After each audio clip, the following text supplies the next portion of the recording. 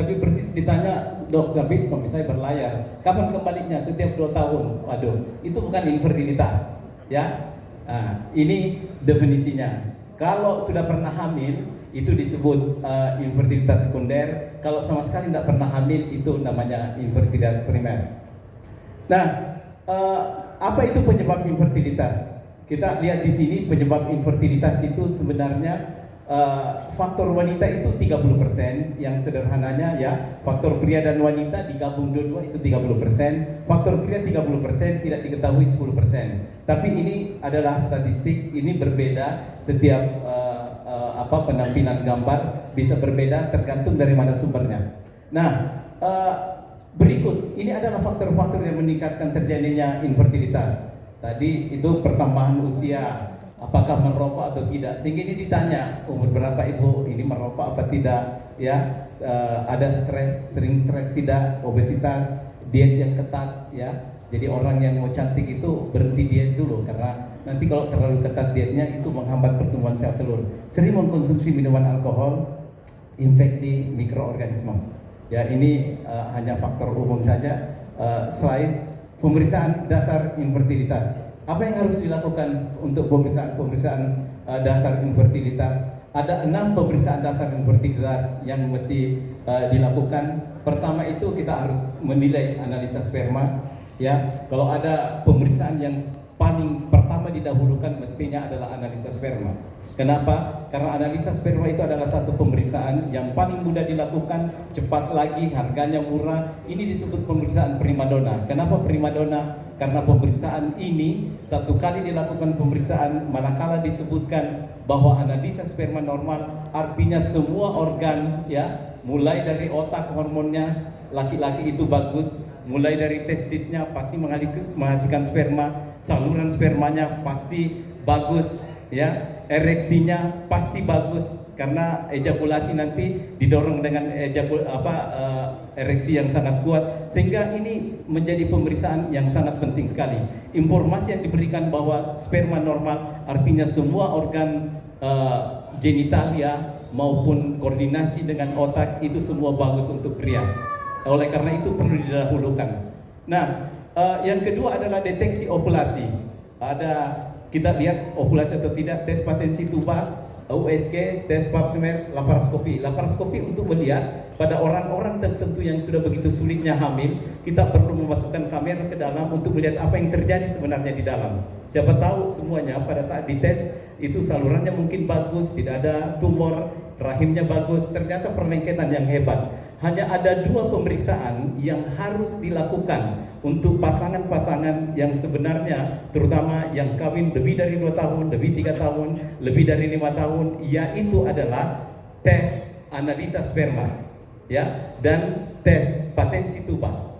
Ini yang paling penting 2 ini. Kenapa? Karena kalau deteksi ovulasi, orang bisa tidak ovulasi 5 tahun, 60 bulan, pada bulan ke-61 bisa ovulasi. Ada banyak yang terjadi demikian, ya. Jadi lagi pula deteksi ovulasi bisa ditangani dengan obat-obat pemicu ovulasi.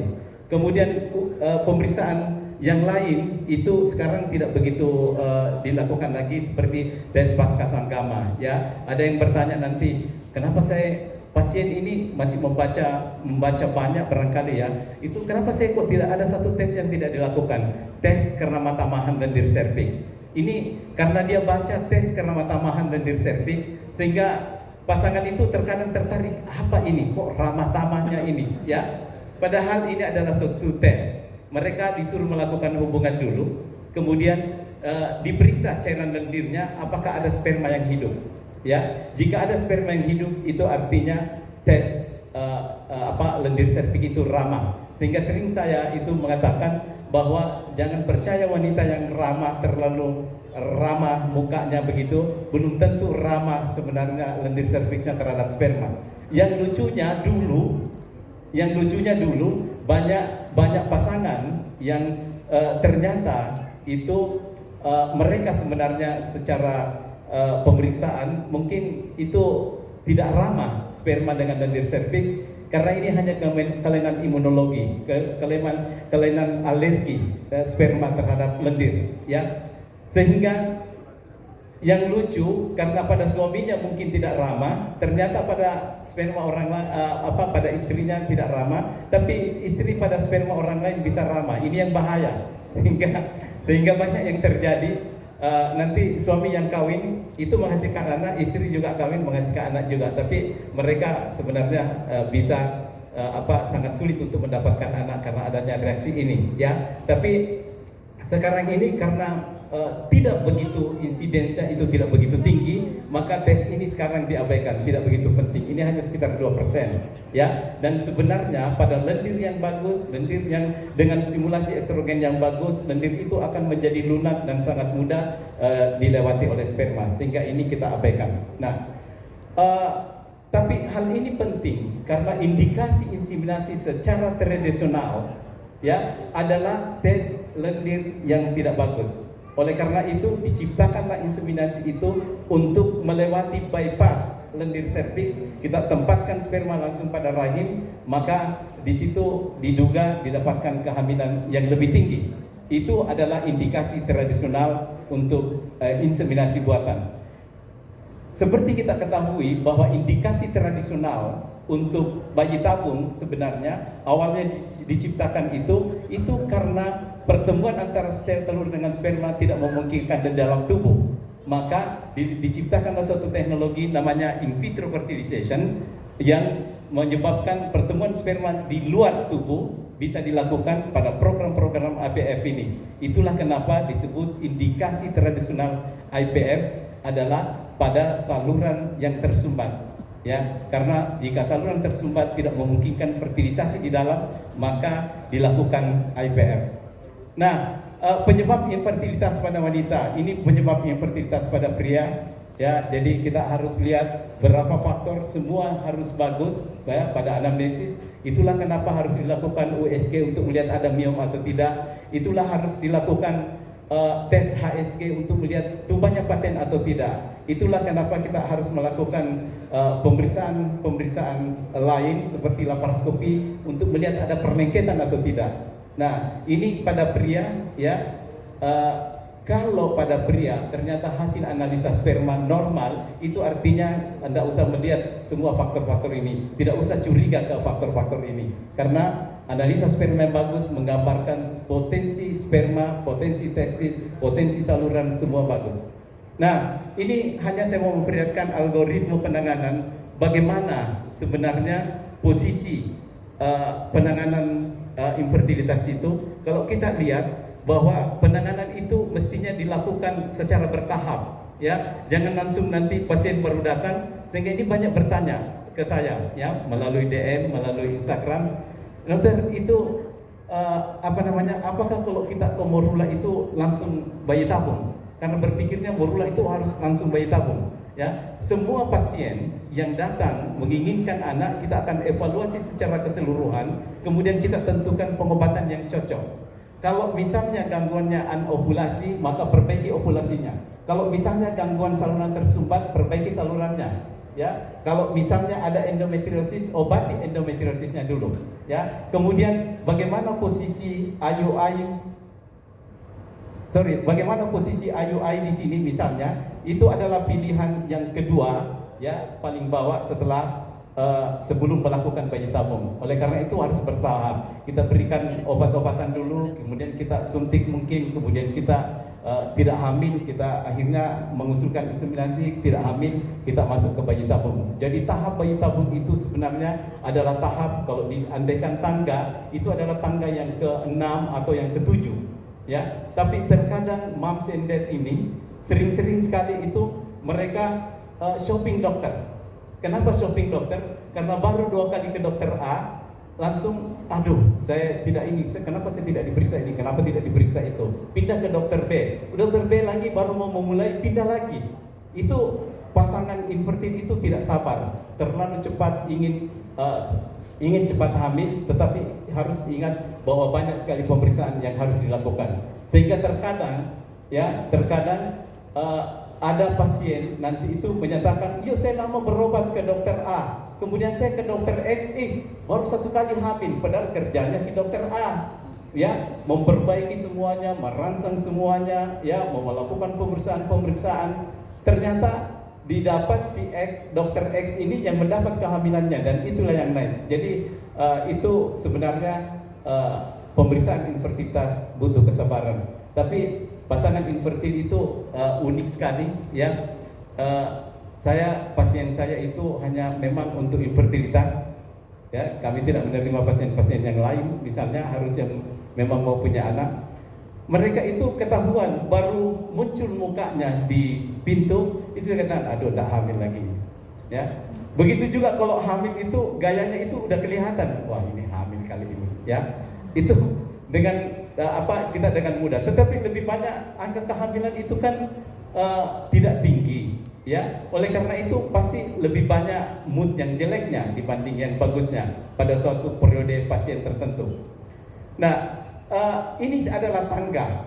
Jadi sebenarnya tangga ini 1, 2, 3, 4, 5, 6. Bayi tabung adalah tangga yang ke-6.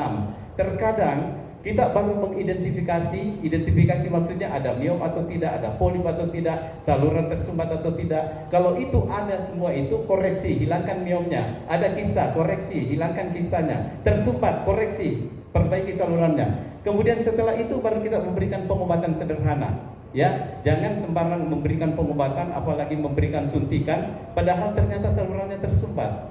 Ya, bisa dibayangkan suntikan dengan memakai hormon yang sudah memakan biaya yang begitu banyak, ternyata spermanya jelek.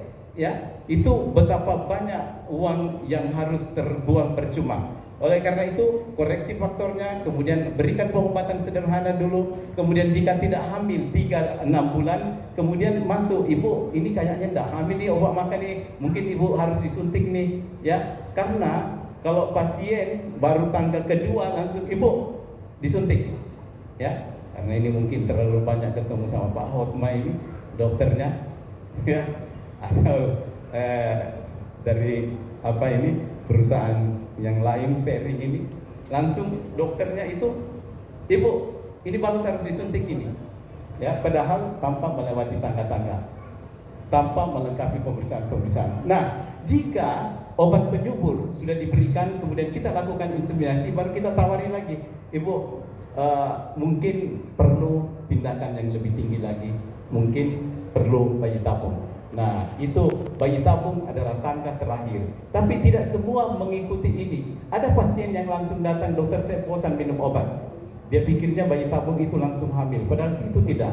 Angka kehamilan bayi tabung itu hanya berkisar 40-50%. Artinya sekitar 50-60% gagal. Oleh karena itu harus hati-hati sekali ya untuk menawarkan program bayi tabung. Banyak pasien yang baru datang, kemudian dokternya terlalu bersemangat bayi tabung, berikutnya dia tidak kembali. Waduh, orang tidak punya uang, tanpa anamnesis yang jelas, mampu atau tidak ini pasien, kemudian langsung tawari bayi tabung, larilah dia. Padahal coba kalau secara bertahap, ya, dan kita membawa dia ke alam kesulitan, bahwa ibu memang sulit. Buktinya saya sudah perbaiki, saya sudah koreksi, ternyata ibu belum hamil. Ternyata ibu saya sudah berikan hormon, ibu belum hamil. Ibu saya sudah inseminasi, ibu belum hamil. Sebaiknya ini harus dilakukan bayi tabung. Dan pada saat itu barulah penerimaan. Itu betapa sulitnya mengkonversi pasien menjadi pasien bayi tabung. Oleh karena itu terkadang ini, kenapa ini konversinya rendah sekali? Sulit. Ya, terutama di Makassar itu, kalau misalnya ibu harus bayi tabung ini, aduh ini belum dokter, ini belum siap, belum ini, belum itu, ya banyak sekali faktor-faktor yang menghambat. Slide. Nah, apa bayi tabung itu? Bayi tabung adalah satu cara untuk mendapatkan kehamilan dengan membantu proses pertumbuhan sperma dan sel telur. Kemudian dikembalikan ke rahim ibu. Itu adalah bayi tabung. Kapan bayi tabung diperlukan? Kalau faktor sperma ternyata KFI nanti itu di sini kita sangat berharapkan menseleksi pasien. Ada banyak pasien yang datang dengan analisa sperma yang sudah tidak memungkinkan untuk dilakukan pengobatan biasa. Ya, ada kriteria khusus di mana analisa sperma itu sudah langsung menggambarkan bahwa ini adalah indikasi bayi tabung. Harus berani, karena kasihan mereka dengan faktor sperma kemudian ditahan lagi. Ya, saya dapat kasus kemarin, tapi sangat sayang sekali ya. Ini dilakukan oleh seorang androlog, ya. Kemudian pasiennya datang, ya. Pasiennya mengatakan, "Ibu, saya kontrol lagi ya. Ibu jangan dulu ke ahli kandungan. Jangan dulu ke ahli kandungan." Sayang sekali ada suster yang mendengarkan itu, percakapan itu. Kenapa ibu? Dia bilang, "Iya, katanya harus ini. Saya sudah pengobatannya ini sudah hampir 1 tahun, ya, sama dokter tersebut." Itu sangat terlalu antusias sekali memberikan masukan yang tidak begitu bagus. Padahal ternyata apa yang terjadi?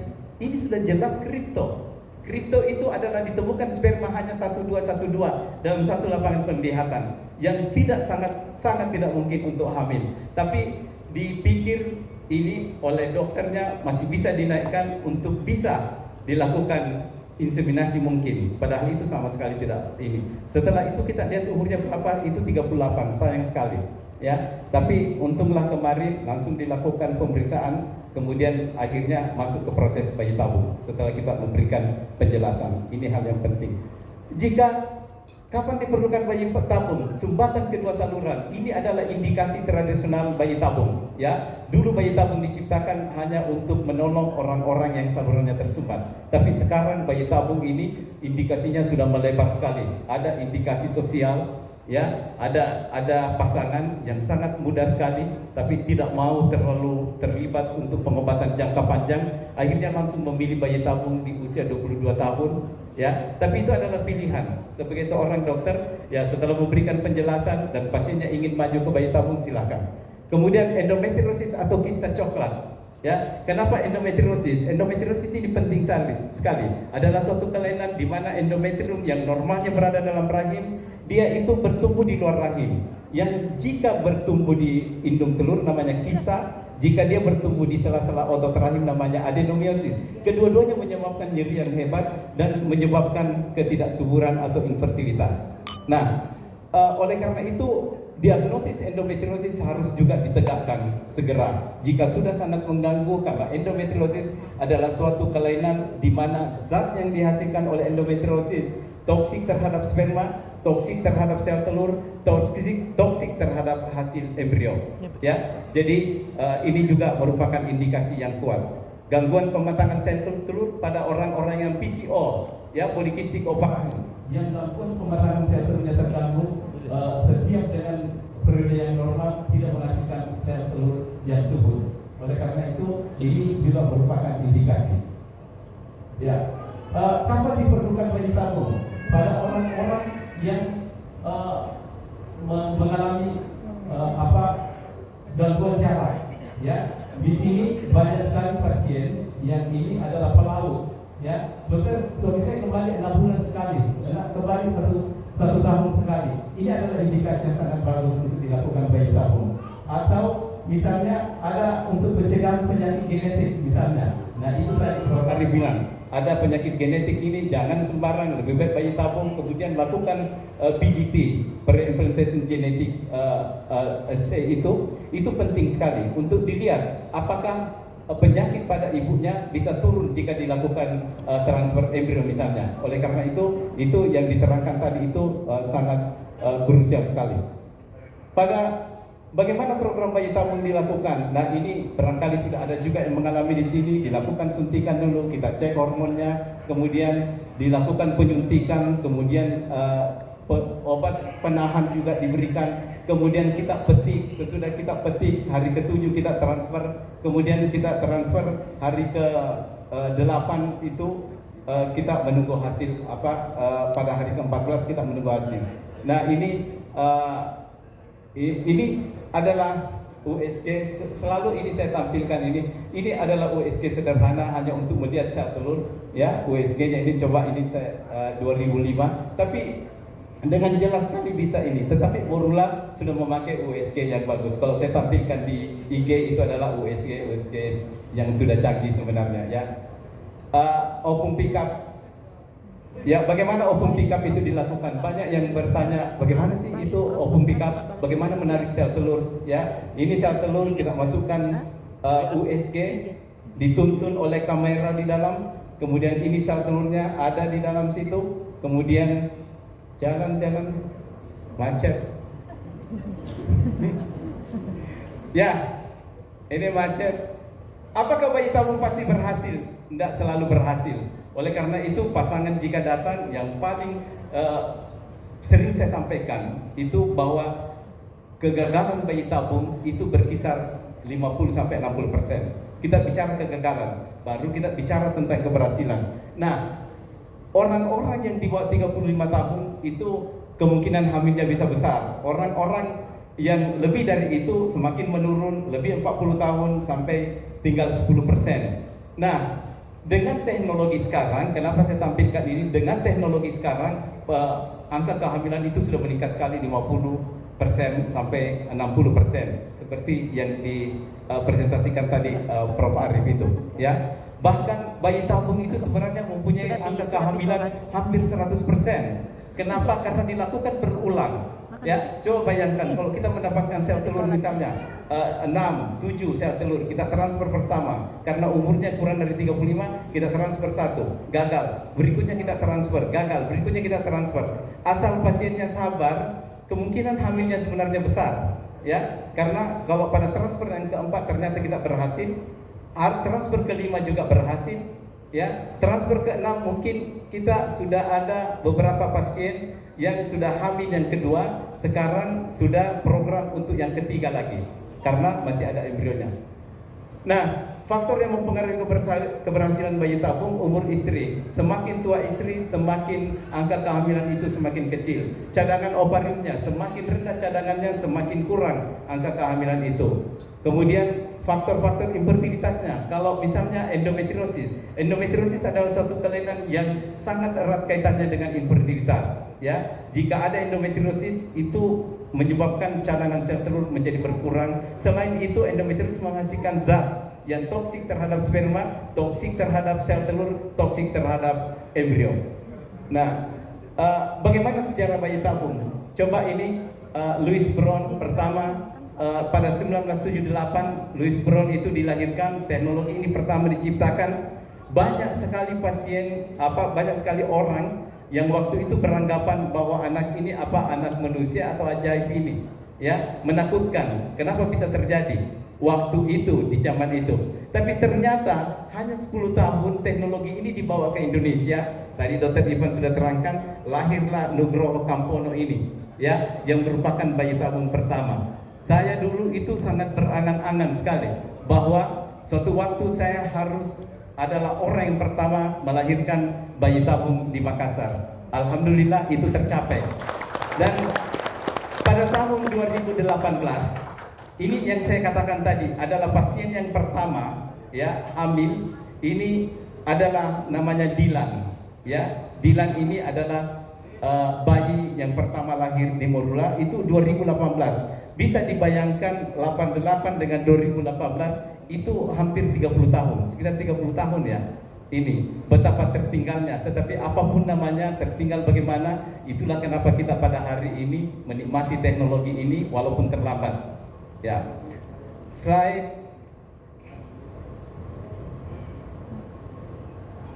Bisakah bayi tabung itu murah? Ini pertanyaan yang moms and dad sering tanyakan. Bisakah murah? Bisa sekali. Jika kita melakukan bayi tabung tanpa pemberian hormon, secara alami wanita menghasilkan hanya 1 sel telur dalam 1 siklus. Kemudian bisakah bayi tabung? Oh iya bisa, tanpa menggunakan hormon. Tetapi teknologi ini mahal. Ya, teknologi bayi tabung itu harus membayar sekitar 38 sampai 48 juta. 38 sampai 40 juta. Teknologinya saja. Jadi kalau misalnya kita memakai siklus alami, sebenarnya biayanya itu ya mungkin hanya sekitar 40 juta. Ya, tetapi kalau kita menggunakan obat, mulai ibu obat makan ini tidak menghasilkan sel telur yang banyak, maka kita mungkin menggunakan hormon. Disitulah timbul biaya karena hormon itu mahal. Ya, bayi tabung itu setengah biayanya berasal dari teknologinya, sekitar 40 juta. Setengahnya itu sekitar 25 juta adalah hormonnya. Ada biaya yang lain sekitar 10-15 juta, itu adalah laboratoriumnya. Ya, jadi biaya itu sebenarnya yang paling mahal juga termasuk adalah obat-obatannya. Oleh karena itu jika kita mengefisiensi semuanya, kita tidak usah periksa hormonnya, kita beranggapan saja bahwa ini bagus, kemudian kita lakukan open pick up di situ.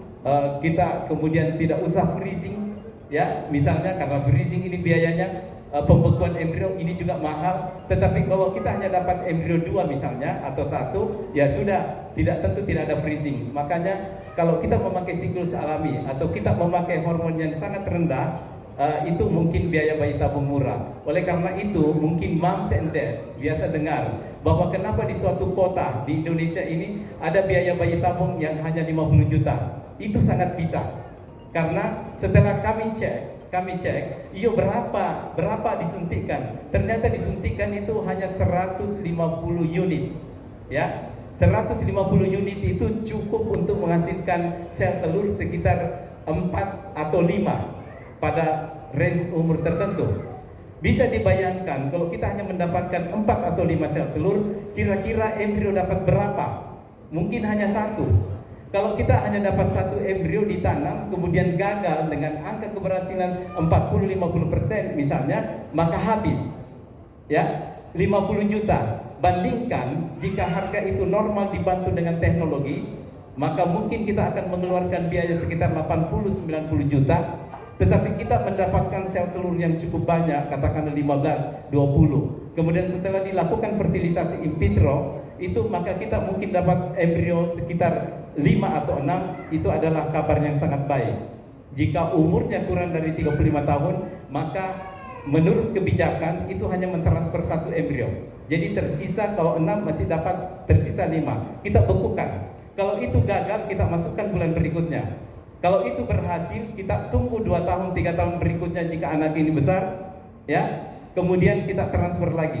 Sudah banyak pasien yang hamil yang kedua menuju yang ketiga sekarang. Ya, oleh karena itu lebih baik mungkin biayanya 80-90, tetapi kita mendapatkan kelebihan embrio dibandingkan biaya itu secara superficial dinyatakan bahwa ini sangat murah sekitar 50, tetapi tidak ada yang di freezing. Itu sangat riskan sekali untuk terjadinya kegagalan. Kita nanti akan lihat berapa sel telur yang diperlukan untuk mendapatkan embrio yang bagus. Ya. Ini apakah semua pasangan bayi tabung bisa bayi tabung murah? Kita bicara tadi yang murah, bisa. Ya, kalau ada bilang dokter, saya mau yang murah saja. Sebenarnya bisa disesuaikan. Ini umurnya ibu ini baru 25, kemudian ini AMH-nya bagus, kita periksa sel telurnya cadangannya bagus. Ini bisa murah ini, ya. Kita berikan dosis yang rendah, dan memang sebenarnya harus mendapatkan dosis rendah. Tidak semua biaya itu juga yang seperti saya katakan tadi, semua pasien harus berada pada range biaya itu. Tergantung ini, apakah cadangannya bagus, apakah respon ovariumnya bagus. Ada banyak pasien ternyata cadangannya dilihat bagus, AMH-nya bagus, umurnya muda. Ternyata ada pasien yang mengalami, nanti ini di rapat ini juga saya mau minta diskusi untuk ini. Ada satu pasien sudah 3 kali maju dengan mengganti obat yang pertama, itu gagal. Itu AMH cukup tinggi, cukup bagus sebenarnya, sekitar 7-8. Kemudian sel telurnya ini banyak. Tetapi kalau dibilang PCO, kita sudah berani saja melewati batas bahwa kita suntik yang lebih dari yang dibutuhkan oleh PCO, juga tidak goyang. Diberikan yang setara, diberikan yang lebih tinggi, tidak. Kemudian kami ganti obatnya, juga tidak. Mungkin ini respon ovarium yang kurang baik, yang penyebabnya kita tidak tahu. Oleh karena itu pada pasien-pasien ini perlu lebih lanjut dilihat lagi. Kemudian kapan bayi tabung itu gagal? Jadi semua pasien kita beritahu bahwa ada kesempatan hamil memang ada, tetapi kegagalan juga di depan itu menunggu. Oleh karena itu semua pasien harus siap. Kapan gagal? Jika kita melakukan stimulasi, ternyata ibu, mohon maaf ibu, yang saya katakan tadi, ternyata tidak respon ovariumnya, tidak menghasilkan sel telur yang bagus, tidak ada telur yang membesar. Kemudian ternyata kita simulasi, ibu maaf ibu, ini telurnya hanya 2 ini. Ya, bagaimana? Kalau saya lanjutkan bayi tabung, kalau 2 sel telur, kalau saya ambil opung pika, belum tentu dua-duanya saya dapat, mungkin 1. Kemudian setelah saya dapat 1, kalau saya kawinkan antara sperma dengan sel telur oleh embriologi, mungkin mungkin malah tidak dapat, mungkin dapat satu, tetapi kemungkinan juga tidak dapat kan. Nah, makanya itu pada orang-orang yang sel telurnya hanya 2 atau di bawah 3 itu harus memperhitungkan bahwa itu gagal. Taruhlah misalnya ternyata sel telurnya banyak, ya, ternyata waktu kita panen kosong. Taruhlah misalnya ternyata dia tidak kosong, ada sel telur di dalamnya. Ternyata waktu kita lihat pembuahan tidak ada yang dibuahi pada insi sekalipun, ya. Kemudian taruhlah ternyata dia dibuahi, ternyata setelah dilihat tidak ada yang membelah, ibu gagal membelah, tidak ada.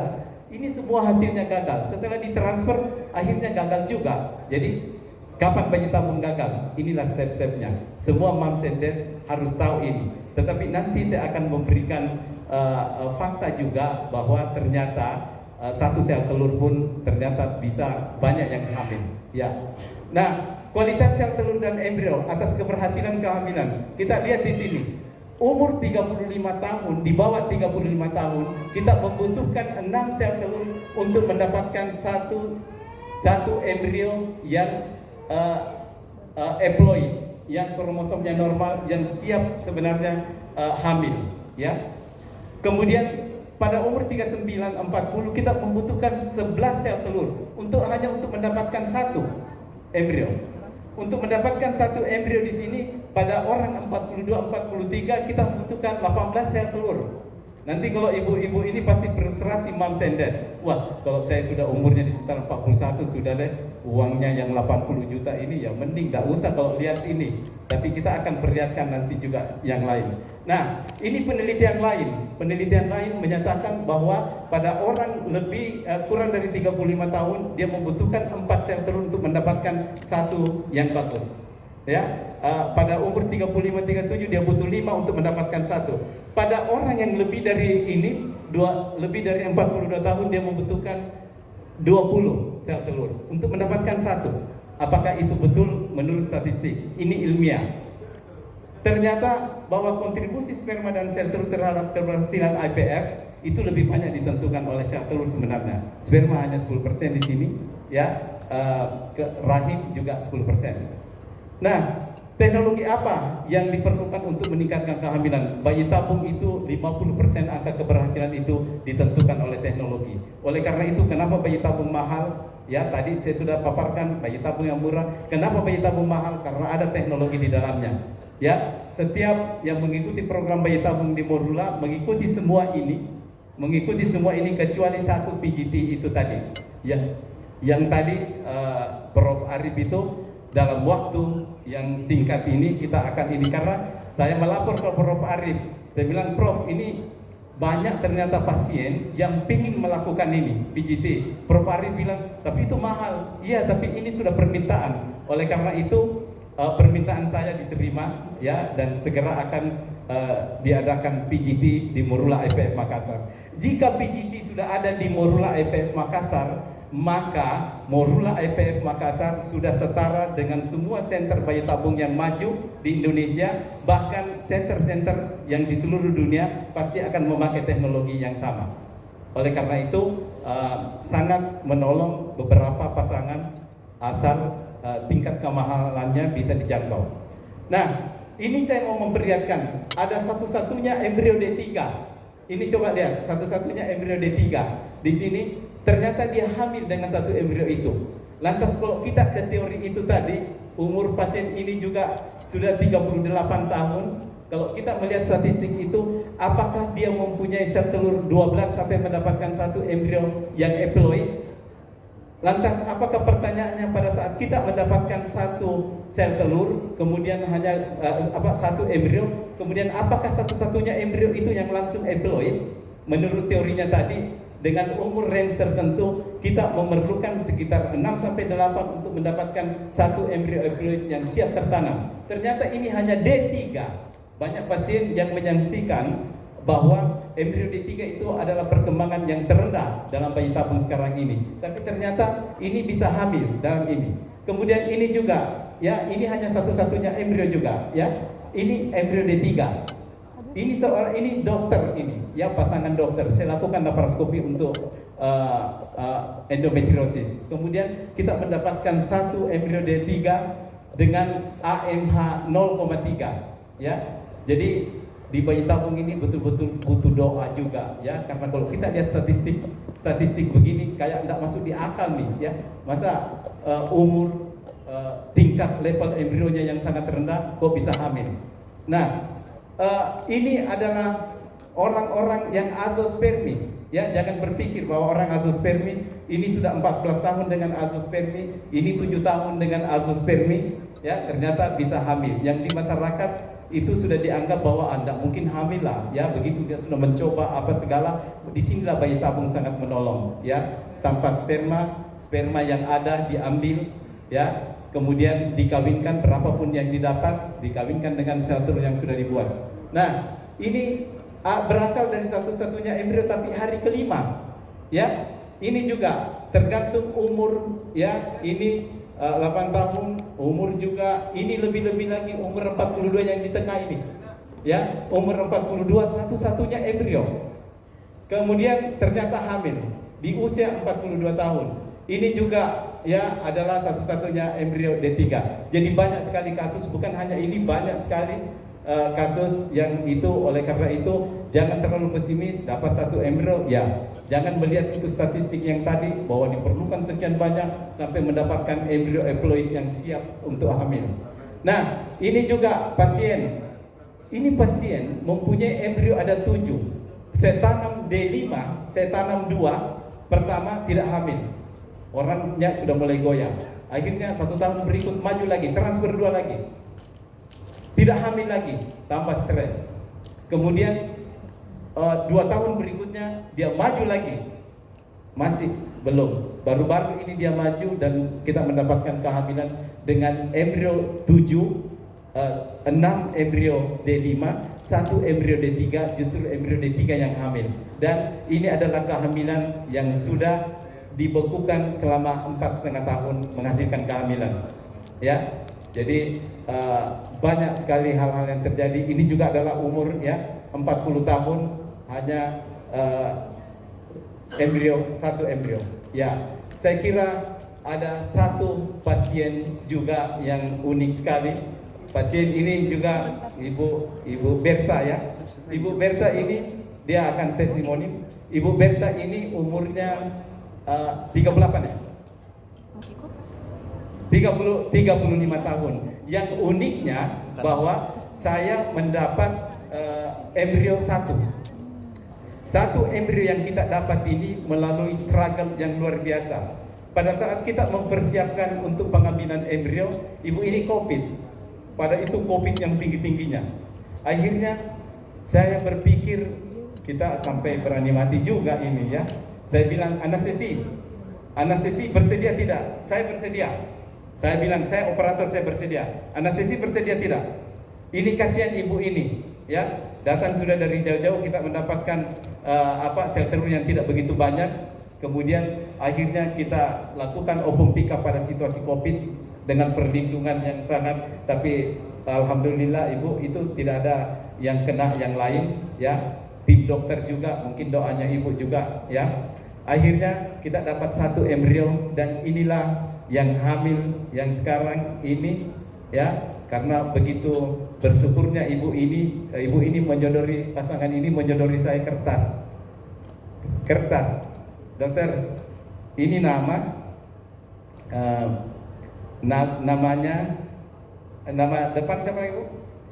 Giapano ya. Gapiano, ditulis Gapiano Azaril ya, tapi di titik-titik baru nanti di belakangnya dia pasang 2 padang.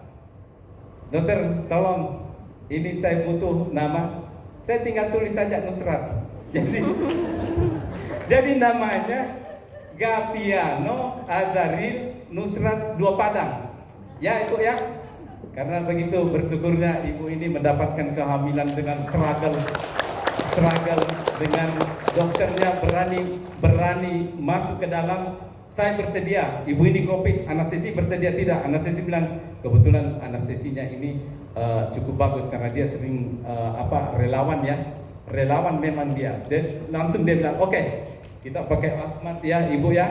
pakai asmat semua itu, untuk itu akhirnya kita mendapatkan satu embrio, dan akhirnya umur berapa? 5 hari. Ya, ini baru 5 hari. Dan begitu baik hatinya ibu ini, dia mau datang ke sini untuk memberikan semangat pada moms and dad bahwa tidak ada yang tidak mungkin walaupun hanya satu embrio. Saya kira presentasi ini cukup sekian. Assalamualaikum warahmatullahi wabarakatuh. Selamat sore. Waalaikumsalam warahmatullahi wabarakatuh. Bisa tepuk tangan yang paling meriah lagi dong untuk Profesor Dr. Nusratudin Abdullah, SPOG Subspesialis Fertility Mars, Dr. Ojin Morula, IVF Makassar, dengan judul materi pengenalan bayi tabung dan juga infertilitas. Selanjutnya kita masih ada kembali presentasi, dan kita mengundang, ini ada Dr. Denis Jakubus, SPPK, Managing Director Diagnos, dengan judul materi Company Profile Diagnos. Pada Dr. Denis dengan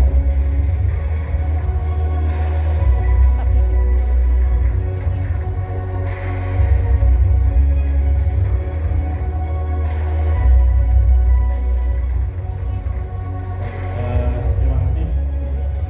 Sebelumnya saya mau ngalah, sebenarnya judul saya bukan company profile. Tapi sebelumnya saya mengucapkan selamat sore, terima kasih banyak kepada atas kesempatannya. Selamat sore semuanya, para undangan yang tidak bisa saya sebutkan satu persatu. Mungkin tanpa berpanjang-panjang lagi, kita langsung masuk aja. Jadi sebenarnya saya mau menjelaskan sedikit yang tadi sudah Prof. Arif sebenarnya sudah sampaikan. Itu adalah mengenai prevention genetic testing for aneuploidy. Mungkin di sini ada juga yang udah pernah dengar, ada juga yang dengar namanya mungkin BGS. Ini pencetannya, oh ini salah. Oke, benar. Jadi sebenarnya kalau misalkan pemeriksaan genetic testing pada embrio itu sebenarnya ada banyak. Jadi ada yang udah dengar BGS, PGT. Mungkin kalau misalkan ibu-ibu, bapak-bapak sudah melakukan Google searching ya, zaman sekarang kan semua orang langsung Google gitu ya. Nah ini tuh udah kelihatan atau ada yang namanya PGTA, ada yang namanya PGTSR, ada yang namanya PGTM. Ini nggak usah dihafalin Bapak Ibu, biar serahin aja ke dokternya, gitu ya. Tapi yang pasti kita mau lihat sedikit nih tentang yang namanya apa sih ini, pemeriksaan apa sih ini. Nah ini seperti yang tadi Profesor juga sudah sampaikan, PGTA ini adalah pemeriksaan yang kita lakukan terhadap embrio. Jadi embrio yang kita lakukan biopsi, ini mungkin saya nggak akan ulang lagi karena tadi sudah dijelaskan lumayan banyak. Tapi prinsipnya adalah PGTA ini merupakan pemeriksaan yang saat ini cukup penting, dan kalau misalkan di negara-negara maju itu memang sudah dilakukan secara rutin. Dalam arti kata, segitu pentingnya untuk pemeriksaan ini. Tujuannya bukan lain tidak bukan adalah untuk meningkatkan keberhasilan program bayi tabung Bapak Ibu, dan juga untuk untuk memiliki buah hati yang sehat, seperti itu.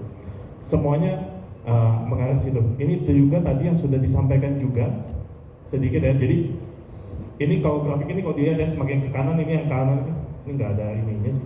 Sorry, ini merahnya mati. Jadi kita pakai tangan aja. Jadi sini semakin ke kanan, usianya ini semakin tinggi. Semakin usia semakin tinggi, maka yang terjadi perubahan pada tubuh adalah yang berhubungan dengan embrio. Yang pertama adalah kemungkinan aneuploidy makin tinggi, yang warna biru. Aneuploidy semakin tinggi, sehingga kemungkinan keguguran itu juga semakin tinggi. Dan dari sini berhubungan juga dengan kemungkinan, tentunya adalah kemungkinan memiliki bayi yang lahir dengan sehat juga semakin rendah. Inilah kenapa PGTA atau PGS ini menjadi penting. Nah, dari prosesnya ini sebenarnya sama juga slide-nya, tapi prinsipnya adalah meningkatkan peluang keberhasilan program yang lebih singkat. Tadi Prof. Musa juga sudah menyampaikan sebenarnya kebutuhan bayi tabung itu berapa sih? Sebenarnya 100%. Problemnya adalah berapa lama gitu ya. Jadi nanti akan disetting sebagaimana mungkin secocoknya dengan pasangan masing-masing, karena setiap pasangan pasti unik, dan begitu juga dengan kebutuhannya juga. Nah, ini mungkin ini adalah mengenai sebenarnya apa sih yang dilakukan PGTA. PGTA itu sebenarnya barang yang cukup cukup kompleks gitu ya. Jadi kita bukan hanya dari kita ngambil sel embrio yang paling ujung itu yang warna merah, kita ambil selnya, dari sel itu kita ambil DNA-nya. Di sini ini ya Bapak Ibu mungkin udah pernah dengar DNA itu adalah sebuah blueprint. Kalau ngomong kasar kita kalau mau bangun rumah ada blueprintnya. Nah ini manusia itu juga punya blueprint namanya DNA. Nah DNA-nya itu kita ambil kalau misalkan ini adalah dari embrio, dari sel itu DNA kita ambil dan kita lakukan pemeriksaan. Ini pemeriksaan cukup rumit. Mungkin Bapak Ibu yang selama kita sudah melewati pandemi, jadi ini sudah mulai pada ini ya, pada ini adalah proses PCR sebenarnya. Dari proses PCR kita kita lanjutkan ke proses sequencing. Nah dari sequencing ini kita tahu nih, yang mana embrio yang sehat, yang mana embrio yang kromosomnya nggak sehat, yang mana ada yang namanya mozaik, gitu ya. Jadi nggak semua antara bagus dan jelek, ada yang ngomong kasarnya abu-abu, gitu. Kadang baik, kadang enggak. Nantinya menjadi baik apa enggak, ya kita saat ini masih ada keterbatasan di mana kita belum tahu, gitu. Jadi dari sini kita pilih. Kalau misalkan tentunya kalau kita dapat yang bagus atau euploid, istilahnya ini yang kita transfer. Ini adalah contoh hasil dari PGT-A. Prinsipnya yang perlu dilihat adalah cuma yang merah itu doang. Kalau hasilnya aneuploid, artinya jangan ditransfer, karena kita udah tahu itu nggak bagus. Tapi kalau hasilnya euploid, itu artinya itu bagus untuk ditransfer. Seperti itu aja. Prinsipnya seperti itu. Yang lainnya kalau misalkan mau tahu lebih lanjut, tentunya bisa dijelaskan. Nah, pemeriksaan itu kita lakukan di namanya laboratorium genetik, atau di sini di kami itu melakukan di Diagnos Genomics. Ini adalah satu kasus yang kita baru kita keluarkan di tahun ini. Kasus ini adalah sebenarnya kasus untuk pasangan tahun 2019. Jadi pada tahun 2019 ini sebenarnya bukan kasus PGT-A, tapi ini adalah kasus untuk PGT-M. Jadi ada pasangan bapak ibu yang masih mempunyai hubungan saudara, menikah, dan ternyata memiliki kelainan turunan namanya SMA atau spinal muscular atrophy. Jadi itu ada penyakit pada orang yang kalau misalkan kena itu tuh dia ada kelainan dari otot dan tulangnya, seperti itu. Jadi pasangan ini ketika memiliki anak pertama, anaknya itu hanya hidup sampai usia 15 bulan. Setelah 15 bulan tidak bisa terselamatkan. Dan setelah itu pasangan ini tentunya mencari cara bagaimana caranya supaya bisa mendapatkan bayi yang lahir sehat, karena risiko itu selalu ada. Mereka berdua mempunyai hubungan saudara sehingga memiliki kemungkinan yang lebih besar untuk membawa penyakit itu. Sehingga kita melakukan PGT-M dan pada tahun 2021 lahirlah bayi yang sehat dan tidak terpengaruh SMA. Jadi ini adalah kisah sukses yang dan ini kita sudah launching di jurnal sehingga dapat dipelajari oleh semua orang bagaimana kita bisa mempunyai bayi yang sehat apabila kita mempunyai resiko kelainan genetik.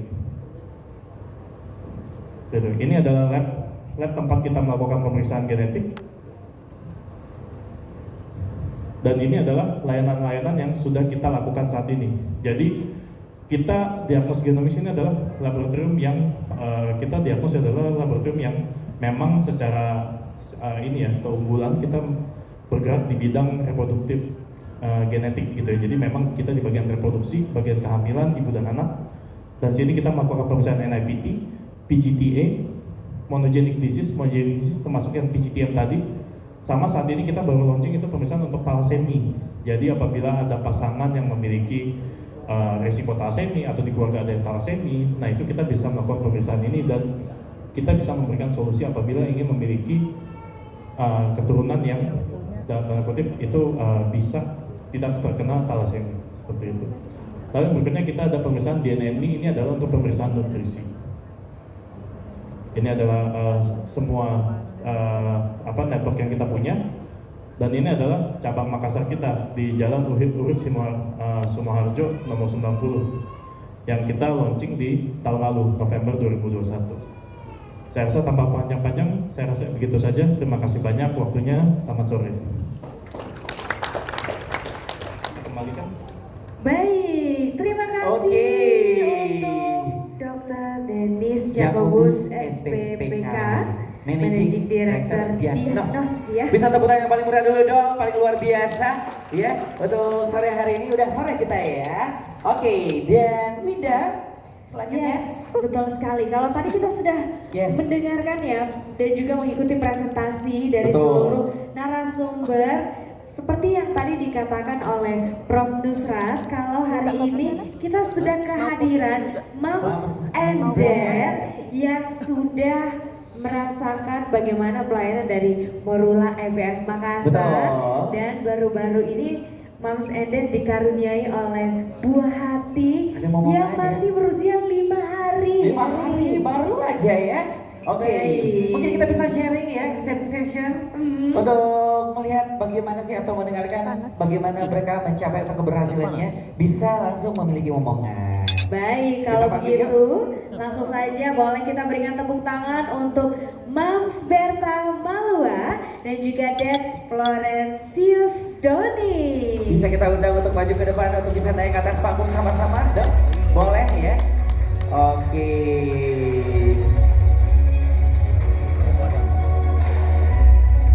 Silakan Moms and Dad. Ini baru aja melahirkan 5 hari yang lalu loh Winda ya. Iya, betul Udah sekali. Wow, Langsung datang bareng-bareng kita pada hari ini, meluangkan waktunya. Silahkan, Silakan. Moms and Dad. Duduk.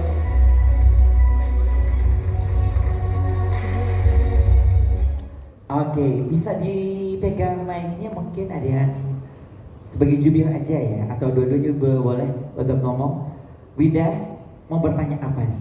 Oke, halo Moms Berta, apa kabar? Coba Oke, dicek dulu. boleh dibantu Iya. mikrofonnya. Puji Tuhan kabar luar biasa baik.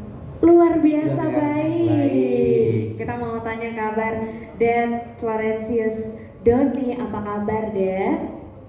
Puji Tuhan, luar biasa baik. Baik. Luar biasa baik. Nampaknya kalau kita lihat kedua Moms and Dad ini raut wajahnya begitu bahagia sekali ya pada hari ini ya. Boleh tepuk Oke. tangan dong Tepuk sekali tangan dulu lagi. dong. Moms and Dad, kalau boleh tahu Mam Berta dan juga Dad Florencius ini Yes. asalnya dari mana? Apakah dari Makassar atau dari luar kota Makassar? Sebelum saya perkenalkan nama, selamat sore semua.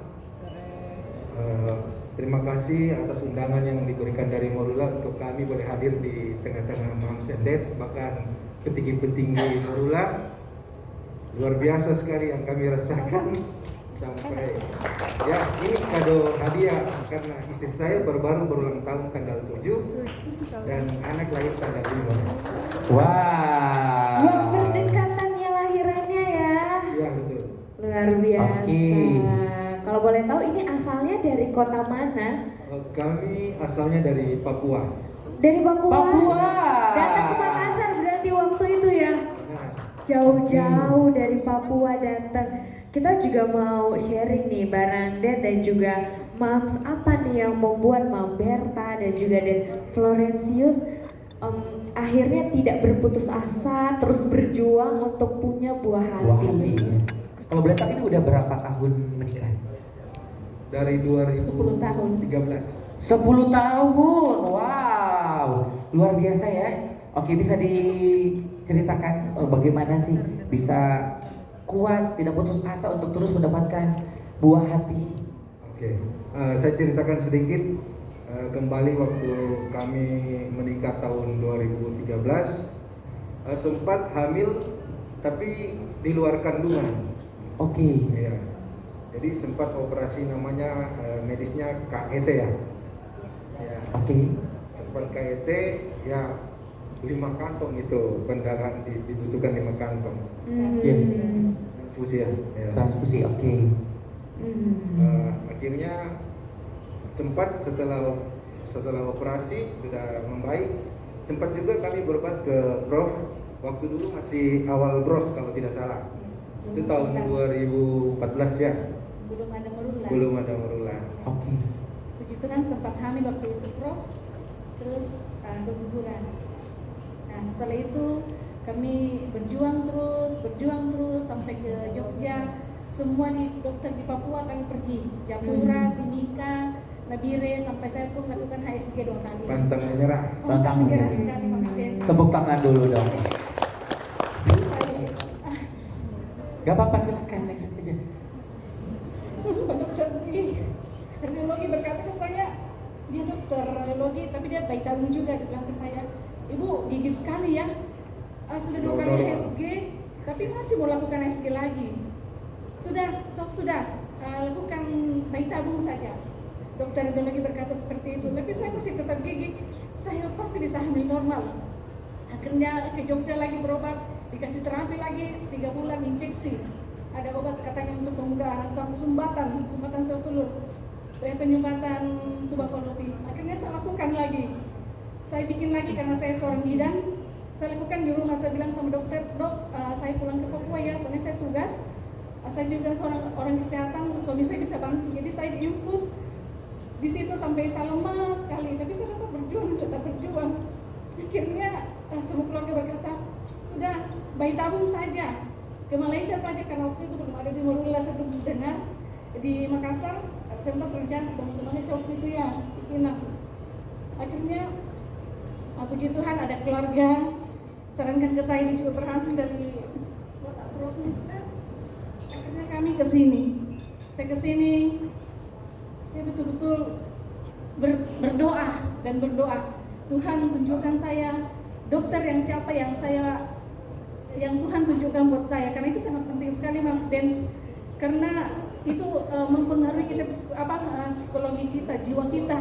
Jadi kalau kita sudah bertemu atau mempercayakan dokter, harus kita percayakan sepenuhnya, jangan setengah-setengah, jangan mendengar dari satu lain, oh dokter ini, kita berpindah lagi. Jadi kalau sudah dari hati kita sudah menentukan suatu dokter, ya itu terus kita percayakan sepenuhnya. Jadi kalau ketemu dengan Bapak Prof selalu berkata kepada saya, bagaimana Ibu? Saya berkata, saya serahkan sepenuhnya kepada Bapak Prof, karena saya percayakan sepenuhnya, karena saya yakin Prof ini dipakai Tuhan buat saya. Jadi waktu itu, setelah itu sempat yang Bapak Prof tadi cerita bahwa COVID, saya sangat beruntung sekali ketemu sama Bapak Prof, makanya kemarin Bapak bilang kita kasih masuk namanya Bapak Prof ya, kita tulis saja di kertas titik-titik, nanti Bapak yang kasih masuk nama, karena ini sejarah sekali bagi kami, sejarah sekali, kemustahilan sekali bagi kami. Kami dianggap seperti keluarga, Bapak juga mengambil resiko yang sangat tinggi buat kami, karena ini tidak mudah sekali COVID, tetapi Bapak Prof mendukung kami, ya bagaimana kita berjuang sama-sama. Akhirnya puji Tuhan dapat embrio 1 dan penanaman 1, puji Tuhan berhasil dan lahir tanggal 5 Desember.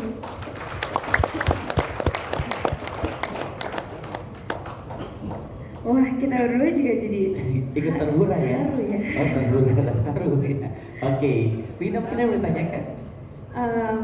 Mungkin dari Mams Endet ada pesan dan kesan, atau mungkin untuk Mams Endet yang lainnya yang sedang berjuang nih untuk mendapatkan buah hati, gimana? Mungkin ada sedikit semangat atau gimana? Untuk Mams and Dad tetap semangat.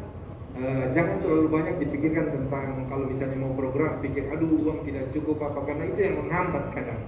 Jadi percaya, berdoa, Tuhan pasti akan kasih berkat buat kita, dan suatu saat nanti pasti akan terjadi bahwa kalian akan ketemu Prof, bahkan dokter-dokter yang lain untuk program IVF. Dan saya tambahkan sedikit buat Mams dan Dad, terutama para bapak-bapak, perlu sekali kita mendukung istri kita, karena hal ini tidak mudah. Kita butuh orang yang menenangkan pikiran kita, bahkan dikatakan jiwa kita, terutama bertemu dengan dokter yang kita percayakan sepenuhnya. Jadi kalau mau berjuang, jangan setengah-setengah, jangan berpikir yang seperti Bapak suami saya bilang tadi, bahwa pikirkan uang. Untuk apa kita menikah kalau tidak ada punya buah hati? Karena Karena kalau kita menikah tanpa buah hati, kita rumah tangga kita tidak bagaimana ya? Tidak sempurna ya Prof, tidak sempurna. Kita seperti orang maaf, kita seperti orang yang berpacaran saja. Tapi kalau sudah punya buah hati, itu harapan kita yang sangat memberikan kita semangat dalam keluarga kita, yang memberikan kita motivasi untuk bekerja dan bekerja. Seperti kami puji Tuhan sudah rasakan, operasi saya baru 1 hari, saya sudah bisa jalan karena saya lihat anak saya.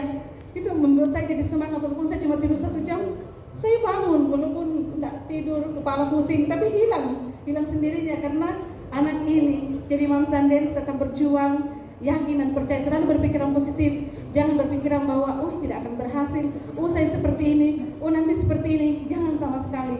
Pikir positif terus, pasti berhasil. Serahkan sama dokter atau ketemu dengan prof atau siapapun, serahkan sepenuhnya. Jangan setengah-setengah di tengah jalan mau berhenti untuk program. Kalau sudah dari awal nekat, karena mau dengan nekat itu berbeda. Mau berarti tidak punya usaha yang betul-betul, tetapi kalau kita nekat atau niat, pasti kita nekat sampai apapun di depan kita akan dapatkan sejauh apapun itu dari kami. Bisa tepuk tangan yang paling meriah dulu dong. Terakhir ya. Ya. Ini kan Mom and Dad ini selama proses bayi tabung pasti saling menguatkan ya. Jadi mungkin dari moms dulu ke dad mungkin ada pesan, mungkin terima kasih atas semangatnya atau apa, silahkan mungkin Atau bisa mungkin ada dituangkan. harapan untuk Morula IVF Ya. Makassar. Mungkin moms ke dad dan juga seperti ke dad apa? semua mungkin saling menguatkan. Boleh langsung ke suami ya. Oh ya, saya sangat bersyukur sekali memiliki suami yang selalu setia di samping saya. Rela pun meninggalkan pekerjaannya, kadang bolak-balik ke Nabire, Papua untuk bekerja. Walaupun kadang saya bilang, nanti teman kantor bilang, memangnya kamu yang hamil? Kok kamu yang di Makassar, istri kamu yang hamil, tetapi kenapa juga kamu tinggal? Terus suami saya bilang, pekerjaan uang itu bisa saja cari. Sampai kemarin sempat menolak kontrak juga karena mendukung saya. Apapun itu, kita butuh suami yang mendukung, karena suami itu orang yang paling terdekat buat kita. Jadi buat suami saya sangat bersyukur punya suami seperti kamu yang terima saya apa adanya, sabar, terus tidak malu juga, karena kadang ada bapak-bapak yang menyalahkan istri. Kamu yang salah, kamu ini. Padahal suami juga perlu diperiksa. Jangan menyalahkan istri sepenuhnya, tetapi dalam rumah tangga itu harus ada kesepakatan, harus ada kerjasama yang baik, supaya kita mencapai rumah tangga yang bahagia, sejahtera, dan pasti menghasilkan buah hati yang menjadi masa depan untuk bangsa Indonesia. Silakan dan mungkin buat istri tercinta. Untuk ibu dari anak-anakku, terima kasih selama 9 bulan ini mengandung luar biasa, karena waktu bulan kedua sempat dipremesis masuk ke rumah sakit karena tidak bisa lihat cahaya, bahkan dingin pun, AC pun tidak bisa, sehingga hari kalau tidak salah 2 bulan masuk ke rumah sakit. Puji Tuhan sudah mulai baik, sampai ke rumah baru 2 jam kalau tidak salah kembali lagi ke rumah sakit karena sempat ada flek sedikit. Puji Tuhan juga Prof sudah visit dan kata Prof baik-baik saja janinnya. Puji Tuhan, Bapak Prof ini sangat bersejarah sekali buat kami, karena subuh-subuh saya WA pun dibalas. Oh ya, tenang Ibu. Dan kata satu yang Bapak Prof kasih ke saya waktu itu, kata satu yaitu relax. Cuma satu kata relax, tapi bagi saya sangat mendalam. Relax ya Ibu, relax. Sampai suami saya bilang, ingat Bapak Prof bilang apa? Relax artinya tenang. Walaupun sudah ada flek, tapi yakin dan percaya pasti akan baik-baik saja. Oke, yakin dan percaya pasti akan baik-baik saja. Boleh tepuk tangan dong Tepuk sekali tangan. lagi. Terakhir mungkin ada yang mau disampaikan? Mungkin saya lanjut tadi. Terima kasih juga, walaupun sudah melewati rintangan luar biasa 9 bulan, masih dalam keadaan sakit pun tetap selalu mengucap syukur. Tuhan selalu baik buat kami dalam keluarga kami. Baik. Oke, baik. Oke, Winda, mungkin dari audiens yang hadir di sini atau tamu undangan, mungkin ada mau yang ditanyakan untuk moms and dad kita yang sudah hadir? selama Oke. perjalanannya ya. Baik, Oke. nah nanti kita akan ada sesi tanya jawab pastinya juga dengan narasumber kita yang Ya. sudah hadir. Dan pada hari ini spesial akan ada kenang-kenangan yang akan diserahkan oleh Prof. Prof. Nusrat Nusrat. secara langsung. Wah, ini kalau kita lihat nama anaknya ada namanya Prof. Nusrat ya. Baby Gaviano Azaril Nusrat, 2 Padang. Tepuk tangan dulu dong. Oke, silakan mungkin langsung kita berdiri sama-sama. Kami, Prof. Ya, silakan Prof. Boleh kita berikan dulu kenang-kenangan kepada Moms and Dad yang sudah hadir. Ada Moms Berta Malua dan juga Des Florentius Doni untuk testimoni program Morula IVF yang sudah diikuti sampai akhirnya lahir juga lah baby yang begitu lucu yang tadi kita sudah lihat ya, sampai ada nama Prof. Nusrat juga di dalamnya. Nah, sebentar yang mau bertanya sama Moms and Dad ini kami persilakan untuk satu penanya aja ya. Oke. Oke. Baik. Bisa minta tepuk tangan yang paling meriah dulu dong, yang paling luar biasa. Wow, baik. Pertanyaannya nanti ditujukan kepada narasumber. Narasumber. Tadi Baiklah. sudah ada Prof. Nusrat juga yang bawakan Baik. materi. Baiklah kalau gitu, nanti boleh by WA aja ya. Yes, mungkin boleh diskus secara langsung mumpung Moms and Dad-nya juga ada. Sudah ya. hadir, oke. Baik, terima Baiklah kalau gitu kasih. terima kasih banyak Moms and Dad. Ada Mam Berta Malua dan juga Des Florentius Doni yang sudah sama-sama akhirnya ya. Baik. Baby siapa yang namanya Devi Gaviano ya. Pokoknya ada Prof. Nusrat di dalam Iya. namanya ya. Oke, kita mengundang Baik. lagi kembali untuk Prof. Arif silakan Prof. Arif bergabung. Oke, kita bersama buka. Kita buka untuk sesi tanya jawab ya. Betul sekali. Nah, silakan. Silakan. Moms and Dad yang udah ada di sini, Betul. mungkin ada yang ingin mengajukan pertanyaan ke Prof. Nusrat ataupun juga Prof. Arif. Mumpung Betul. dua-duanya lagi ada di sini ya. Ada mungkin? Silakan. Ada yang Jangan ingin malu mengajukan bertanya. pertanyaan? Oke, ada di baik. belakang. Ada satu orang. Boleh diberikan mic-nya, silakan Ibu cantik. Berdiri. Oke, baik. Assalamualaikum warahmatullahi wabarakatuh. Salam. Saya atas nama Siti Muhimah, asal saya dari Luwuk Banggai, Oke. usia 36 tahun, yang saat ini sedang melakukan program IVF. Teruntuk Bapak Ibu di sini, mohon doanya agar program yang saya dan suami jalani berjalan dengan lancar. Yang terhormat para dokter Morula IVF Makassar dan Bapak Ibu semua, pertanyaan saya adalah yang pertama, apakah kadar AMH normal yaitu 1,2 sampai 4? Jika salah mohon dikoreksi. Ya, jika hasil lab AMH di bawah 1, namun setelah melakukan fase suntik stimulasi di hari keempat menghasilkan jumlah sel telur yang alhamdulillah bagus berjumlah 13, di mana sel telur sebelumnya di haid kedua berjumlah 9, dan juga hasil lab estradiol kemarin berjumlah 500. Pertanyaannya, apakah umur kita mempengaruhi jumlah AMH? Apakah fase ini termasuk normal? Baik, itu saja Bu. Boleh satu lagi? Iya, yang kedua, jika prosedur IVF pertama gagal, berapa lama lagi untuk memulai sesi baru? Apakah ada batasan waktu dan berapa lama lagi IVF boleh dilakukan? Terima kasih. Baik, terima kasih. Boleh kita berikan tepuk tangan. Ini dari Luwuk Banggai, jauh-jauh datang ke sini ya. Satu lagi Bu ya. Oh baik. Ya. Tadi satu ya, satu lagi ternyata. Baik, Mohon silakan. mohon tips dari dokter, bagaimana seharusnya kami yang akan dan yang sementara program IVF merawat diri sebelum dan sesudah program IVF. Terima kasih. Assalamualaikum warahmatullahi wabarakatuh. Waalaikumsalam warahmatullahi wabarakatuh. Silakan Prof. Arif atau Prof. Nusrat, ada 3 pertanyaan yang disampaikan terkait AMH normal akan seperti apa, lalu juga nanti tips and triknya setelah melakukan IVF itu seperti apa. Silakan Prof. Ya, Mengenai AMH, AMH itu memang normalnya 1,2 sampai 4,6. Apakah berada di range itu? Tetapi kalau tidak berada di range itu, biasanya dipengaruhi oleh umur. Semakin meningkat umur, semakin turun AMH. Semakin turun AMH, semakin turun cadangan sel telur.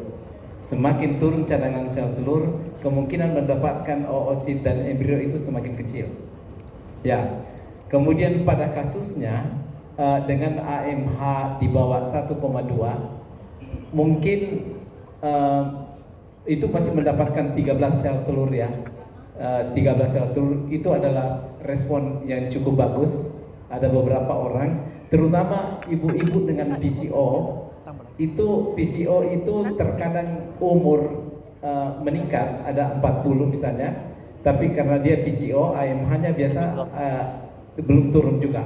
Tapi ini cukup bagus, justru responnya yang bagus. Karena sebenarnya di bawah 1,2, tapi memberikan respon 13 di usia ini, itu betul-betul bagus. Ya, parameter yang kedua itu tadi bahwa estrogen yang diperiksa pada hari kelima itu merupakan satu petunjuk juga bahwa ini cukup banyak sel telur di dalam. Dan betul hasilnya ternyata ada 13. Semoga ya Ibu ada embrio yang cukup bagus hasilnya. Ya.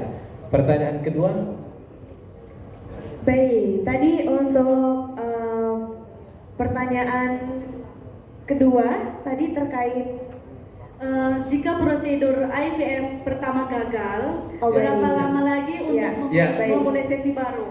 Jadi kalau gagal pertama, misalnya kita dilakukan IVF open pick up pada bulan ini, pada bulan Desember, maka kemudian ternyata kita tidak dapat sel telur, atau kita dapat sel telur, kemudian dapat embrio atau tidak dapat embrio, walaupun dapat misalnya sedikit, ada beberapa pasien memilih bahwa oke, saya simpan dulu embrionya, saya mau kumpul embrio.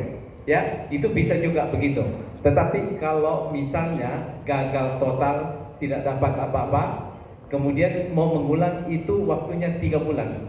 Kalau dilakukan open pick up, artinya kita sudah menusuk indung telur untuk menarik sel telur. Artinya kita sudah melukai ovarium, dan itu butuh penyembuhan 3 bulan. Tetapi jika gagalnya itu adalah pada stimulasi seperti yang katakan tadi, bahwa ternyata gagal menghasilkan sel telur, ya, jadi tidak jadi di open pick up. Open pick up tidak jadi. Kalau tidak jadi dilakukan open pick up, mungkin bulan depannya bisa. Ya, urusan 3 bulan itu hanya karena kita sudah melakukan open pick up. Itu waktu yang minimal itu 3 bulan. Kemudian persiapan apa sebelum dan sesudahnya? Ini tadi sudah dijawab Ibu Berta ini ya. Mulai dari awal Ibu jangan stres ya. Stres memegang peranan penting. Dan kalau kita lihat statistik tadi ya, bagaimana satu embrio seperti kesempatan hamilnya itu sangat sulit sekali. Tetapi dengan rileks, dengan doa, dibantu dengan doa, ya akhirnya berhasil. Oleh karena itu saya mau menitip bahwa pasangan-pasangan yang akan mengikuti program ini sebenarnya bagaimana menghilangkan perasaan stres itu. Tapi kami mengerti bahwa itu secara alami datang dan sangat sulit. Paling tidak minimalkan dan lebih ada pasien begini, dokter, transfer pertama gagal, transfer kedua gagal. Kemudian dia bilang, waktu saya transfer pertama itu saya bed rest luar biasa, bed rest total, sampai tidak goyang, kencing di tempat tidur. Bed rest kedua, transfer kedua begitu juga. Pada transfer ketiga saya jadi masa bodoh dokter. Sudah, apapun yang terjadi, saya bilang ibu jangan stres, yang penting apapun yang terjadi asal jangan olahraga, jangan gym, jangan bekerja keras, jangan mengedan terlalu kuat, ya. Ternyata itu hamil pada transfer yang ketiga. Kemudian dia yang mengatakan sendiri bahwa iya dokter, yang ini saya tidak mau lagi, tidak mau bed rest lagi. Morula Indonesia dan Morula cabang-cabang itu sebenarnya memang tidak terlalu mengikuti aturan bed rest yang sempurna itu, yang total itu, ya. Itu sepanjang tidak melakukan pekerjaan yang berat yang bisa mengganggu. Itu kalau Morula. Tapi ada center lain, ada center IVF yang lain, memang itu saya lihat mengharuskan sampai tidur kencing di situ di tempat tidur. Bahayanya jika bed rest total itu terjadi kemudian gagal, aduh, luar biasa bagaimana sakitnya itu dan bagaimana kecewanya, bagaimana stres semakin mendalam lagi. Ya, saya kira itu ya Ibu, dan moms and dad yang lain. Makasih. Baik, semoga menjawab ya Ibu ya. Boleh kita berikan tepuk tangan untuk Prof. Yes. Nusrat. Wah, ini tadi karena udah langsung tiga. Iya. tiga langsung ya diborong pertanyaannya. Maka kita cukupkan dulu untuk pertanyaan ya. Oh, ada satu lagi. Oke. Ada satu pertanyaan saya untuk Dr. Arif, saya simpan memang. Ada pasien kemarin. Oke, Ya. silakan. Kemarin ya pasien itu datang, dokter saya mau bayi tabung, anak saya 5. Loh, kenapa mau bayi tabung? Perempuan semua. Kemudian lantas saya mau laki-laki. Kemudian saya sarankan kalau mau inseminasi. Dia bilang tapi inseminasi tidak begitu pasti. Iya. Tetapi inseminasi ada pemeriksaan di mana kita buat sperma laki berkumpul di suatu tempat, sperma ceweknya itu ya, sperma itu ada 2. Sperma yang mengandung kromosom X, sperma yang mengandung Y. Kalau Y-nya itu laki berkumpul di satu tempat dan di situ diambil, kemudian dimasukkan. Tetapi angka kehamilan itu hanya sekitar 70-80%. Ya, angka kegagalan dalam IVF itu namanya 20-30%, itu besar sekali. Setelah saya kemukakan, ya besar. Enggak dokter, saya mau pasti, yang pasti. Wah, kalau pasti harus PGT, ya. Tapi PGT ini karena dia anaknya 5, pertanyaannya yang pertama, bisakah dia meminta anak cewek, ya? Cewek dia minta cowok, bisakah? 5 cewek nih. Yang pertama. Yang kedua, pertanyaannya dia bilang juga, ini pertanyaan pasien ini. Kalau misalnya dokter, ternyata semua yang dilihat, katakanlah saya dapat 4, karena saya ini setiap hamil cewek. Saya khawatir embrionya saya memang cewek lagi itu, walaupun bayi tabung. Katakanlah kalau saya dapat 4 atau 5, kemudian semuanya cewek, apakah saya punya hak untuk memusnahkan semua? Bagaimana dokter? Silakan Prof jawab. Wah, ini pertanyaannya langsung dari Prof Nusrat. Karena ada studi kasusnya sendiri sama pasien ya Prof. Ya silahkan Prof Arif, gimana? Ya, ini pertanyaan sulit-sulit gampang. Jadi intinya teknologi sudah menjawab itu bisa. Jadi kita di Morula Makassar pun teknologi itu kita sampaikan bahwa kita bisa menseleksi sperma X dan Y, sperma Y terutama, yang akan menghasilkan embrio laki-laki. Ada teknik pemisahan TLAG namanya itu. Nah kemudian apakah itu 100%? Tidak ada yang 100%. Ini yang perlu Mams Eden ketahui. Dari data kami kita bisa merubah yang harusnya 50% itu menjadi 75%, 80%. Artinya masih ada 20% yang kemungkinan memang tidak tepat karena memang hanya perlu 1 sperma untuk membuahi 1 sel telur. Tetapi metodenya sudah ada. Nah, dengan menseleksi sperma tadi. Terus bagaimana kalau seandainya kita ingin pasti? Jadi di peraturan Permenkes 43 di Indonesia itu dibolehkan untuk seleksi gender anak laki atau perempuan setelah anak kedua dan seterusnya. Ini anaknya sudah 4. Saya bilang bisa Prof, 5 bahkan bisa Prof, saya bilang. Artinya secara hukum itu bisa dilakukan. Nah kemudian untuk mengkonfirmasi setelah diseleksi sperma tadi disampaikan Dr. Denis dan saya sampaikan, kromosomnya dilihat tuh. Kalau katakanlah dapat 6 embrio gitu, ternyata yang normal 4 gitu. Nah dari yang 4 ini kita bisa lihat, jangan-jangan cowok cewek gitu. Ya jangan milih yang cewek lagi kan. yang ini mau dipilih ya silakan gitu. Asal normal dulu. Jadi dilakukan dengan PGTA itu kromosomnya normal nih semua. Baru kemudian dari yang normal akan dipilih yang laki. Itu sangat memungkinkan. Jadi sekali lagi, moms and dad, kalau kita tidak mau berupaya maka tidak akan melakukan sesuatu. Maka tadi Bu Siti, terima kasih Bu, semangat. Kami semua di sini mendoakan. Ibu insya Allah berhasil. Dan tadi Bu Berta, Moms Delta juga sampaikan, think positif. Jadi jangan berpikir bahwa nanti kalau nggak berhasil gimana. Insya Allah berhasil gitu. Jadi aura berhasil. Insya Allah akan dimudahkan semuanya. Mungkin itu Prof. Nusrat, mudah-mudahan secara teknologi kami di lab insya Allah siap untuk ya, kalau mengenai pemusnahan kita juga ada aturannya. Pemusnahan itu bukan tiba-tiba dimasukkan tempat sampah, tidak.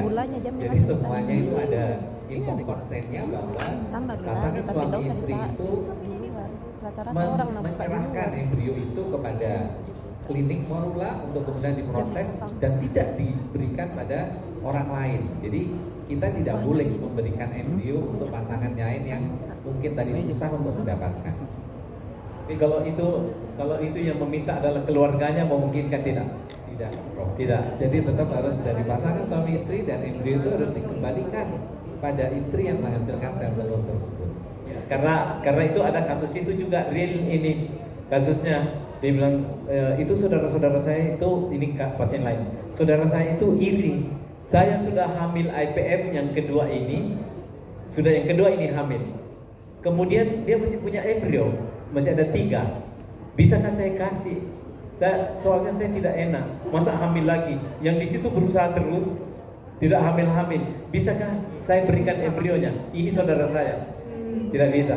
Jadi secara biologi itu bisa, tetapi secara hukum tidak bisa dilakukan di Indonesia. Jadi harus berasal dari pasangan suami istri yang Kayak ngasih duit aja ya, bagi-bagi embrio gitu ya dokter ya. Oke, boleh tepuk tangan dong sekali. Tepuk tangan yang paling meriah dulu dong. Kita ucapkan terima kasih banyak ya kepada narasumber kita yang pertama. Terima kasih Prof. Arif, terima kasih Prof. Nusrat atas semangatnya untuk Moms and Dad semua insight yang sudah diberikan. Terima kasih banyak. Sekali lagi tepuk tangan yang paling meriah dulu dong untuk Prof. Arif dan juga Prof. Nusrat yang sudah sama-sama menjelaskan juga materi-materi yang sudah sama-sama kita simak dari tadi. Oke, baik Bapak Ibu. Moms and Dad semuanya gimana? Masih semangat? Masih semangat. Apa makin semangat berjuang 2 garis biru? Betul, masih semangat dong ya pastinya ya. Biasa. Biar tambah semangat Winda, kita sama-sama ini akan mungkin mau bagi-bagi hadiah. Kita mau mengundi door prize ya. Oke. Door prize apa? Rumah, jembatan, ini gedung kita door tinggi. prize yang pertama ada blender dengan bunyi yang sangat estetik. Oh baik. Bunyi blendernya adalah kamu nanya. Oke ya. Oke, kita mulai untuk door prize session yang pertama. Boleh langsung kita minta fishbowl-nya dulu. Oke, ini blender dengan kekuatan 3500 volt. Oh baik. Jadi begitu luar biasa. Jadi kalau ada bumbu-bumbu yang masuk langsung Cuma 1 dilipat detik, ya. udah langsung halus banget. Oke, silakan kita mulai untuk sama-sama mengundi 1 buah hadiah ya. Tolong diperiksa masing-masing nomornya atau potongan kuponnya, karena nanti kalau sudah dicabut, kita sudah sebut 3 kali panggilan tidak ada hangus ya. Jadi panggilannya cepat, 1, 2, 3. Oke, gitu ya. Oke, bisa dibacakan Winda? Baik, Nomor begini atau selamat. begini? Yang mana ya? Begini, Benar ya? oke. Begini ya. Iya. Selamat kepada pemilik nomor 18. 18, oke, 18 ada? 18? Nomor 18, ada nggak nih? 18, 1, 18, 2.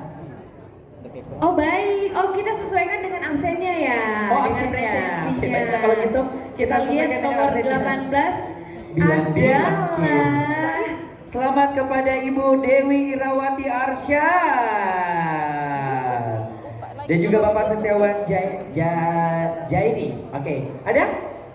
Ada, maju ke ibu, cantik, ya ampun. Tepuk tangan dulu dong, mendapatkan satu blender. Nanti kalau ibu gak maju, blendernya Yes. dilibas sama teman saya ya. Silakan mendapatkan satu blender ke ayah ya. Beda lagi dong kalau blender ke ayah. Oke, lanjut lagi untuk hadiah apa lagi selanjutnya Winda? Teko listrik. Teko listrik di sana dulu ibu. Ya, oke berdirinya mohon ditunggu sebentar ya. Oke, lari. Selamat kepada nomor 31 atas nama, iya agak sedikit kerja keras kamu ya. Atau 3 atau yang 31. Selamat siapa? kepada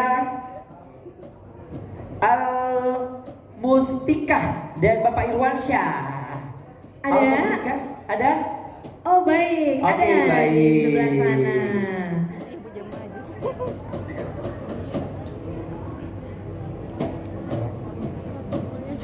Oke, silakan. Next. Selanjutnya Baik, hadiah kita apa lagi? lanjut mixer ada 2 ya, 2 mixer.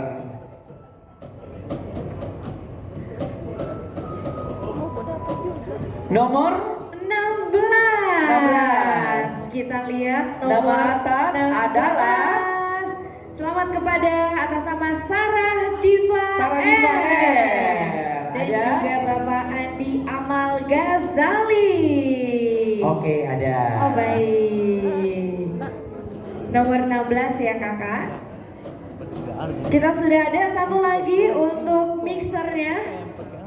Deposit. Lanjut. Kak Erik udah cabut? Oke. Oh baik. Selanjutnya nomor 37. 37 ya atas nama atas 37 selamat Siti Rahayu dan juga Bapak Hasdar. Ibu Siti Ayo Rahayu. Siti Rahayu yang mana? Oh di sebelah sana. Oh udah ada. Oke, terakhir Pemanggang roti. pemanggang roti. Kita Baik. masih ada pemanggang roti 1 dan juga ada pemeras jeruk 1. Oke, baik.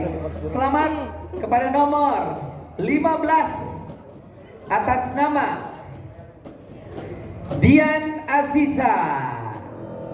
Dian Aziza. Oke. Oh, kasih masuk. Dian Aziza ada? Oh, oke, silakan. Satu lagi ya. Oh baik, yang nomor 37 yang tadi sudah menang. Ada kayaknya ya. Nomor 37. Iya ada. 37 Siti Rahayu. Siti Rahayu ada? Ini nih. Iya. Siti Rahayu. Siti Rahayu. Ada ibunya? Oh ini ada ibu Siti Rahayu. Ini suaminya Bapak Hasdar. Iya, artinya salah orang. Cocok ini Salah nama. orang berarti Oke, ada ya. 2 Siti Rahayu. Cocok. ya. Oke, baik. Satu lagi. Baik, untuk yang berikutnya Pemeras yang jeruk. mendapatkan pemeras jeruk.